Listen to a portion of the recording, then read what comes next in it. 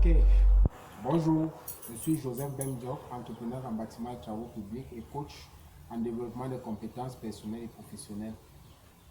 Ce jour, je voudrais, n'est-ce pas, que nous puissions échanger ou je voudrais faire une communication particulièrement sur la question de l'entrepreneuriat. Pourquoi entreprendre et qui peut entreprendre? Déjà, on entreprend pour résoudre un problème de société. Cela voudrait dire que lorsque vous voulez créer votre entreprise, elle doit répondre à un besoin de société bien précis. Donc, une entreprise n'existe pas pour satisfaire les besoins de son promoteur. Elle n'existe pas pour satisfaire les besoins de son personnel simplement, mais elle existe pour répondre aux besoins d'une communauté ou d'une clientèle bien précise.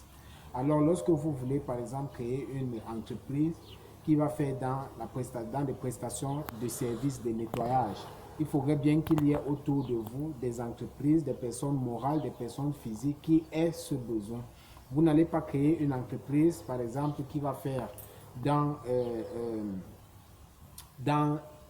par exemple, l'agroalimentaire, dans une zone qui n'est pas habitée.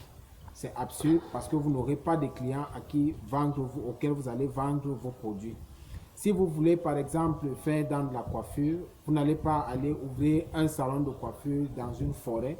Non, vous allez ouvrir un salon de coiffure dans une zone qui est habitée.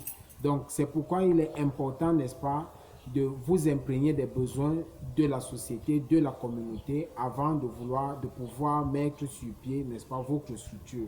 Donc, vous avez besoin de faire ce qu'on appelle une étude de marché préalable pour connaître le besoin, l'étudier de façon plus profonde et connaître, n'est-ce pas, la bourse de votre clientèle cible.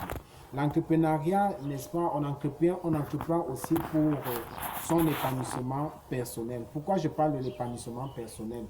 Moi déjà, j'ai entrepris simplement parce que je n'aime pas être le substitut d'une personne. Je n'aime pas travailler sous l'autorité d'une personne. J'aime disposer de moi-même, être libre, aller au travail à 10 heures, à midi, à 11 heures, travailler, n'est-ce pas, lorsque je suis disponible, ne pas travailler par contrainte. Donc, j'ai entrepris pour mon épanouissement personnel. On entreprend aussi pour se faire de l'argent. C'est d'ailleurs l'objectif principal, se faire de l'argent, créer de la valeur ajoutée. Lorsque vous entreprenez, votre entreprise doit être rentable. Elle doit pouvoir satisfaire ou répondre à vos besoins personnels, aux besoins de votre famille et certainement aux besoins de votre communauté. Un entrepreneur, c'est une personne qui devrait se distinguer dans la société de par son statut économique, de par, n'est-ce pas, la vie qu'il mène, de par, n'est-ce pas, ses engagements, de par ses activités quotidiennes.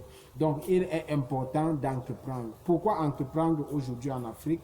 Entreprendre en Afrique aussi parce que l'Afrique, c'est un continent qui est doté de richesses. Mais si ce sont des autres, entre guillemets, qui viennent investir ici, ils rentreront avec la grande part et nous resterons des employés. C'est pourquoi nous, en tant qu'Africains, c'est pourquoi nous, en tant que, n'est-ce pas, co-héritiers de ce beau continent, nous devons nous-mêmes entreprendre. Nous ne devons pas nous tous, n'est-ce pas, nous jeter à la fonction publique ou aspirer forcément à travailler pour les autres. Nous devons initier des micro-entreprises pour pouvoir faire prospérer, n'est-ce pas, nos pays, en particulier le Cameroun, n'est-ce pas, que j'aime tant et qui est ma nation, qui est mon pays d'origine. Donc, je voudrais, n'est-ce pas, vous inviter à entreprendre, je voudrais vous inviter, n'est-ce pas, à vous intéresser à l'entrepreneuriat, je voudrais vous inviter à oser. Vous devez courir le risque d'entreprendre parce que c'est un risque positif. Et je voudrais dire que les seules personnes qui ne courent pas de risques, ce sont celles qui acceptent de ne rien faire. Donc, accepter de ne rien faire, c'est courir le risque de vivre la misère. Donc, engagez-vous et donnez le meilleur de vous et je suis sûr que certainement, vous parviendrez à quelque chose de bien. Ciao, ciao, à la prochaine. Merci.